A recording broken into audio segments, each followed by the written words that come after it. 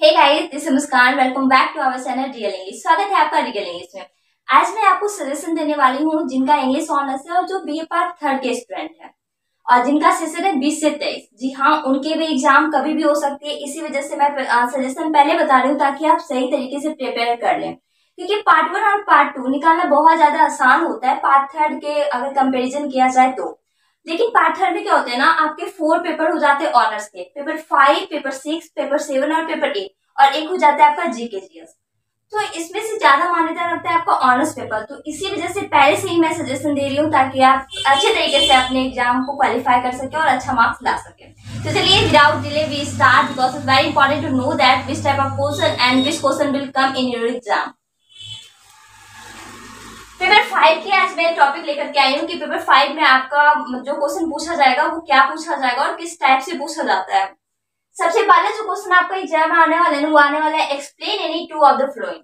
इसका मतलब हुआ कि फर्स्ट क्वेश्चन आपका एक्सप्लेनेशन का आएगा, किसी दो पे एक्सप्लेन करना होगा।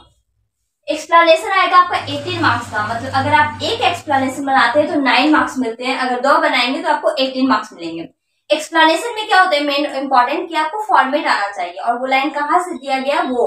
लेकिन डजंट मैटर कि वो लाइन कहाँ से दिया गया है, लेकिन ये मायने रखता है कि आपको फॉर्मेट आता है या नहीं, बनाने का तरीका। अब बात करते हैं कि एक्सप्लेनेशन आप तैयारी कैसे करेंगे। जितने भी प्रीवियस ईयर में पूछे गए हैं वो सारे को आप डील कर लीजिए कि कैसे बनाया जाता है, कैसे फॉर्मेट लिखा रहता है।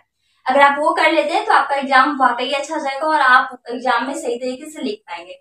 अगर मैं सेकंड नंबर पे बात करूं तो सेकंड नंबर का क्वेश्चन है evaluate one of the following as a critic. नीचे दिए गए जो भी राइटर है, जो भी पोएट है, आपको एज ए क्रिटिक उसको शो करता है कि वो एज ए क्रिटिक कैसे है। मैंने 3 राइटर के नाम लिखे हैं, 3 पोएट के नाम लिखे हैं, उसी को आपको पढ़ के जाना है। उसमें से कोई एक आपके एग्जाम में आ जाएगा। मैंने बताया सजेशन के रूप में टीएस इलियट। टीएस इलियट को आप अच्छे तरीके से पढ़ लीजिएगा, उसका टोटल बायोग्राफी के बारे में। सेकेंड है आईए रिचार्ज एंड थर्ड है आपका जॉक्यूस डेरिडा। ये 3 बहुत मेन इंपॉर्टेंट है आपके एग्जाम के लिए जो बच्चे 20 से 23 में बिलोंग करते हैं। मार्क्स मिलते हैं आपको 14। तो आप क्या तैयारी करेंगे, टीएस इलियट, आईए रिचार्ज और जॉक्यूस डेरिडा। ये 3 वेरी वेरी इंपॉर्टेंट है।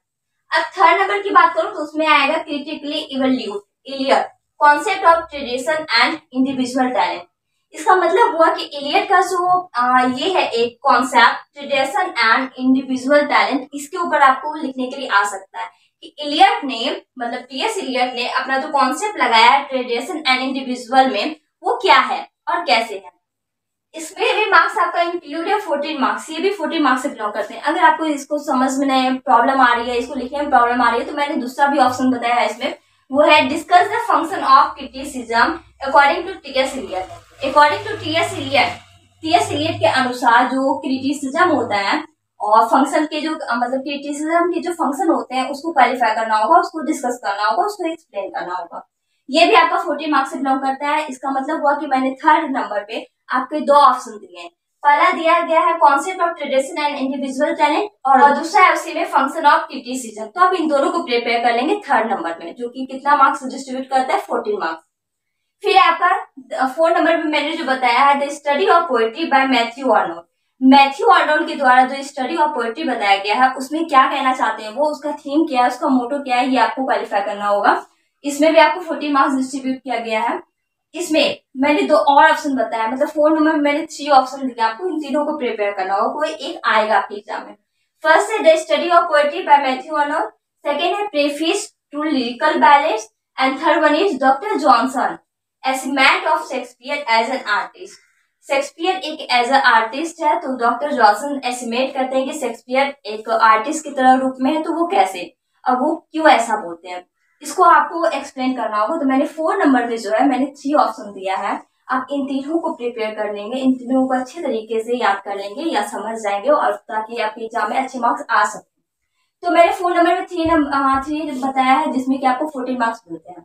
नेक्स्ट है आपका 5 number comment on the theme and the style of following. कुछ लाइन ही दिए रहेंगे, या तो पोएम से रिलेटेड हो सकता है या फिर जनरली कोई सेंटेंसेस लॉन्ग सारा। तो उसमें आपको क्या करना है ना, कमेंट करना है उसके थीम पर और स्टाइल पर, जो कि कितना मार्क्स मिलता है 10 × 2 = 20 मार्क्स। मतलब 2 दिया रहेगा, 2 बनाना होगा आपको, 10 मार्क्स के होंगे, 20 मार्क्स आपको मिलता है। 2 ही बनाने होंगे और 2 ही दिया जाता है। उसमें आपको सीखना होगा कि आप थीम को कैसे पकड़ पाएंगे और उसका स्टाइल लिखने का तरीका क्या होता है, आप कैसे समझेंगे इसको। नेक्स्ट है लास्ट है 6 क्वेश्चन टोटल पूछे जाते हैं। 6 नंबर में है आपका चूज द करेक्ट आंसर, मतलब ये ऑब्जेक्टिव के रूप में आएगा आपको, मतलब चूज द करेक्ट आंसर, जो भी दिए रहेंगे उसमें से 4 ऑप्शन दिया रहेगा, उसमें आपको सही करेक्ट करना है कि इन चारों ऑप्शन में से कौन सा सही है। तो 6 नंबर में आपका यही आता है ऑब्जेक्टिव के रूप में चूज द करेक्ट आंसर, और जो कि होता है आपका 10 multiply 2 is equal to 20 marks. 10 question पूछे जाएंगे तो 2 मार्क्स देंगे, 20 मार्क्स हो गया आपको। ये टोटल 100 मार्क्स का होता है। मैंने पेपर 5 का सिलेबस बताया आपको कि आपको कैसे क्या पढ़ना है और कौन कौन सा इंपॉर्टेंट है जिसकी प्रिपेयर आपको करनी है पहले से। जी हाँ, जो 20 से 23 स्टूडेंट है और जो TMBU और साथ ही साथ मुंगेर यूनिवर्सिटी से बिलोंग करते हैं, इन दोनों के लिए ये बहुत ज्यादा सजेशन के रूप में तो आएगा कि आपका प्रिपेयर कैसे होना है, क्योंकि मतलब पार्ट 1 और पार्ट 2 जनरली कोई भी बच्चा निकाल सकता है, लेकिन पार्ट 3 के लिए आपको मेहनत करने की जरूरत होगी। तो उसके लिए मैंने सजेस्ट कर दिया कि आपको इसी टाइप से करना है, कहाँ से भी करना है वो गेस्ट पेपर में आपको अवेलेबल होगा। कमेंट ऑन द थीम भी और चूज द करेक्ट ऑप्शन भी, जिसमें कि आपका ऑब्जेक्टिव भी मैं बता दूंगी कि कौन कौन सा बहुत ज्यादा इंपॉर्टेंट है जिसकी तैयारी आपको करनी है। Also I will upload that. और फिलहाल के लिए इतना ही। 6 मैंने बताया है, 6 का 6 ही क्वेश्चन आएगा आपके एग्जाम में। So all the best for your exam. Meet you on next video. Thank you so much for watching my channel.